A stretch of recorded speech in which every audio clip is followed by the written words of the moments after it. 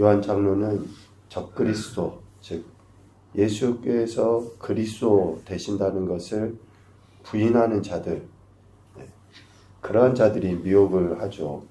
그 미혹에 넘어지지 않도록 죄사함을 받은 그때부터 지속적으로 그 믿음에 대한 분명한 태도를 삶 가운데서 취해야 한다라고 강조를 했습니다. 그래서 믿음은 하나님께서 어떠한 사랑을 우리에게 베푸셨는가 라는 것에 대한 믿음이죠. 오늘 3장 1절에 보는 것처럼 하나님께서 어떠한 사랑을 우리에게 베푸셔서 우리가 하나님의 자녀라고 일컬음을 받았는지를 생각하는 거예요. 그래서 믿음은 어떠한 단순한 감정의 문제가 아닙니다. 그러니까 추상적인 영역이 아니에요. 실제적으로 내가 받은 것에 대한 그러한 표현이고 태도여야 한다라는 것을 이야기합니다. 하나님 아버지께서 우리에게 보여주신 사랑을 이렇게 정의할 수 있습니다. 예수 그리스도이시다. 하나님 아버지께서 우리에게 보여주신 사랑을 정의할 때 예수 그리스도이시다. 왜 그렇습니까? 그 이름 안에 모든 의미들이 다 담겨져 있거든요. 하나님께서 우리를 자녀 삼아 주시기 위하여 취하신 가장 핵심적인 행위가 바로 예수 그리스도시죠. 즉 2장 말씀으로 표현을 해보면 대언자, 의로우신 예수 그리스도를 우리 죄를 위한 화목제물로 삼으신 것. 이것이 바로 하나님의 사랑의 표현, 가장 핵심적인 행위다라고 할 수 있죠. 이렇게 화목제물로 삼으신 것은 우리 죄뿐만이 아니라 온 세상의 죄를 대신하기 위함이다라고 2장 1절, 2절에 분명히 말씀합니다. 그래서 하나님의 자녀는 예수께서 그리스도시다 라는 그런 사실을 알고 믿는 자들이죠. 예수께서 그리스도시다. 자기 백성을 저들의 죄에서 구원할 자이신데 그분이 하나님께서 약속하신 메시아로 알고 믿는 거예요. 그런데 거짓말하는 자들, 적그리스도는 어떻습니까? 예수께서 그리스도이심을 알지 못하죠. 인정하지도 않습니다. 그렇기 때문에 하나님의 사랑을 받아서 자녀된 우리도 그들은 알지 못합니다. 오늘 3장 1절 하반부에 이야기하죠. 우리가 하나님의 사랑을 받아서 자녀라고 일컬음을 받게 되는데 세상이 우리를 알지 못함은 적그리스도, 세상이 우리를 미혹하려 하는 자들이 예수를 알지 못하기 때문에 우리를 제대로 알지 못하는 거죠. 그러니까 우리가 세상으로부터 인정받지 못한다. 세상이 우리를 어떻게 보면 예수님 믿는 자로 제대로 대우해 주지 않는다 라고 하는 것은 당연한 거예요. 그들이 예수님을 모르니까. 그들이 예수님을 모르니 우리의 행하는 것이 옳은 건지 그른 건지 저들은 기준이 없어요. 자기한테 좋으면 옳은 거고 자기한테 싫으면 틀린 거고 세상은 그런 기준으로 우리를 대하거든요. 왜? 우리 안에 있는 예수 그리스도를 그들이 알지 못하기 때문에 그렇다라는 것이죠. 그래서 세상은 적그리스도는 우리를 인정하지 않습니다. 그럴 때에 우리가 낙심하거나 절망하거나 또 그들의 인정을 받기 위해서 세상의 방법대로 살아서는 안 된다는 것을 2장 하반부에 분명히 이야기했어요. 세상이 예수님 믿는 우리를 인정하지 아니하고 알지 않는다 할 때 더불어 세상과 함께 살아야 될 우리 인생이라는 것을 가지고 적당히 타협하고 적당히 세상이 원하는 대로 살아가는 것, 이것이 아니라는 거예요. 세상의 가치 판단 기준은 2장 말미에 이야기하는 것처럼 육신의 정욕, 안목의 정욕, 이생의 자랑에 의한 것 아닙니까? 세상의 가치 판단은 그런 걸로 판단을 해요. 그들 안에는 아버지 하나님의 사랑이 그들 안에 있지 않기 때문에 이러한 정욕적인 것으로 판단을 하는 거죠.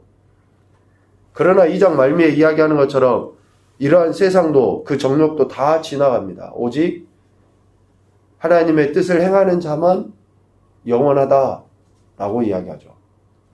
그러니까 하나님께서 보여주신 사랑, 예수 그리스도를 믿음으로 말미암아 자녀된 자들은 하나님의 뜻을 행하는 것, 즉 하나님께서 예수 그리스도를 보내신 그대로를 따르는 그러한 삶을 살아야 한다라는 것을 강조하죠. 그래서 오늘 3장 전반부의 말씀을 통해서 볼 때에 하나님의 사랑을 받아 자녀된 자의 삶은 예수 그리스도여야 한다 라는 것을 우리에게 가르쳐 주십니다. 2절을 보면 하나님의 자녀는 장래, 즉 예수 그리스도께서 다시 오셔서 그의 참 모습을 보이는 그때에 예수님처럼 된다 라고 이야기하죠. 그와 같을 줄을 예수님을 닮는 것을 이야기합니다. 예수님과 같이 깨끗하게 되는 것을 의미해요. 깨끗하게 된다는 것은 3절에 이야기하죠. 죄 없는 자를 이야기합니다. 그래서 하나님의 사랑의 확증이신 예수 그리스도의 대속하심을 믿음으로 말미암아 자녀된 인생들의 그 장래는 완전한 거룩인 것이죠. 그러니까 지금 이 땅에서는 의롭다고 인정하면 받아요. 죄산 받았다라고 인정하면 받습니다. 그런데 우리가 그 인정함이 실제적으로 죄가 없냐? 그건 아니죠. 우리 연약함 속에 죄를 짓고 살아가잖아요. 그런데 장래에 예수 그리스도께서 완전하신 모습으로 이 땅에 오실 때에 우리도 그러한 완전한 거룩을 하나님이 약속하셨기 때문에 그것을 소망하며 우리는 지금 살아가고 있는 것이죠. 그래서 자기를 깨끗하게 하는 삶을 살아감으로 범죄하지 않고 예수 그리스도를 본자로서 살아가야 되는 거죠. 6절. 우리가 왜 죄를 짓지 않아야 되느냐? 그것은 예수 그리스도를 우리가 보았기 때문에 그러는 거예요. 또 그리고 장차 완전한 거룩하신 모습으로 오실 것을 확신하고 소망하기 때문에 그런 겁니다. 교회 다니면 착해야 돼.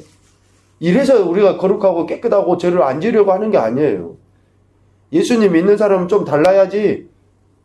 그러나 불교도 마찬가지잖아요. 다른 종교도 종교 가졌으면 좀 점잖아야 되고 좀 착해야 되고 종교 없는 사람보다는 좀 나아야 된다라고 생각하잖아요. 예수님 믿는 것은 그것 때문에 그런 게 아니에요. 기독교는 윤리의 종교가 아닙니다. 우리의 믿음의 주이신 예수 그리스도가 죄 없으신 분이시기 때문에 우리가 그렇게 해야 되는 거예요. 7절, 예수 그리스도의 의로우심과 같이 의를 행해야 되고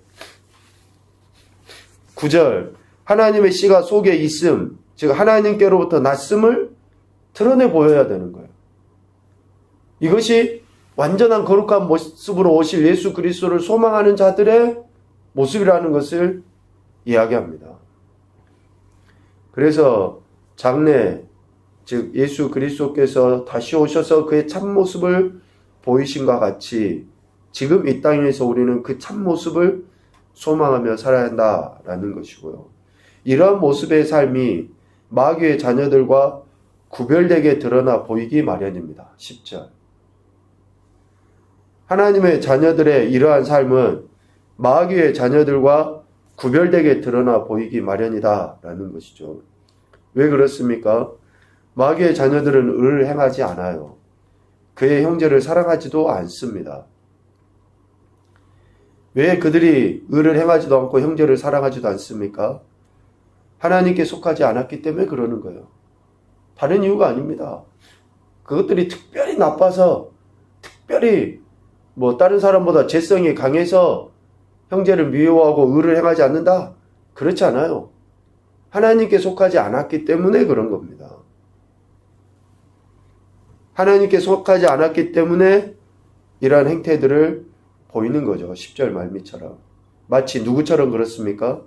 가인처럼 형제를 사랑하지 않고 오히려 아우를 죽이는, 그래서 원래 가지고 있는 죄에다가 아우 죽이는 죄를 하나 더 하는 거죠.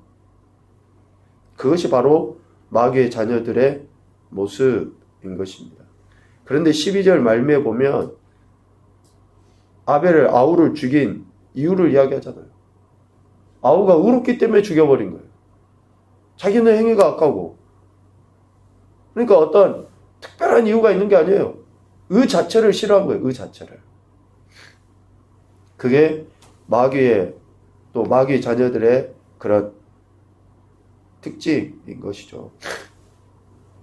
하나님의 자녀는 자녀가 된 그 순간부터 들은 소식이 있죠. 서로 사랑하라.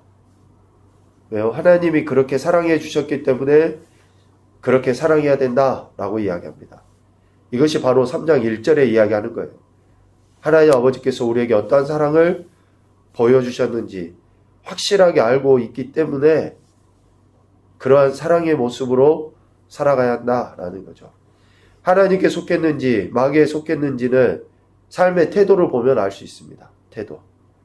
마귀에 속한 자는 죄를 지어 범죄하지만 하나님께로부터 난 자는 죄를 짓지 아니하죠. 범죄하지 못합니다. 범죄하지 못해요. 그래서 작은 것이라 할지라도 안타까워하는 거죠. 죄 가운데 죄를 범하게 될 때 마음의 찔림으로 고통스러워야 돼요. 죄가 가까이 있고 또 죄를 지으려 할 때. 그래서 죄의 문제를 통해서 우리는 하나님의 자녀인지 하나님께 속해 있는지 아니면 여전히 마귀에 속해 있는지를 우리는 진단해 볼 수 있습니다. 교훈입니다. 첫째, 예수 그리스도 대속의 죽임을 당하심으로 하나님의 자녀가 되었음을 잊지 말자. 너무나 당연한 진리인데요. 예수님의 대속의 죽임 당하심으로 우리가 하나님의 자녀라는 이 정체성을 갖게 됐다라는 그 확신을 가져야지 됩니다. 두 번째, 하나님의 사랑은 하나님의 자녀된 우리 삶을 통해 증명되어야 한다. 세상은 하나님의 사랑을 알고 싶어 합니다. 그것을 우리의 삶을 통해 증명되어져야 되죠. 세 번째, 우리의 소망은 오실 예수 그리스도의 깨끗하심과 같은 깨끗함이어야 한다. 우리의 깨끗함으로 우리의 참 소망을 증명해야 한다라는 것이죠. 오늘도 저와 여러분에게 구원을 베풀어 주신 하나님의 그 선하신 뜻에 합당한 삶을 살아서 하나님의 영광을 온전히 드러내는 귀하고 복된 인생이 되시기를 주님의 이름으로 축복합니다. 아멘.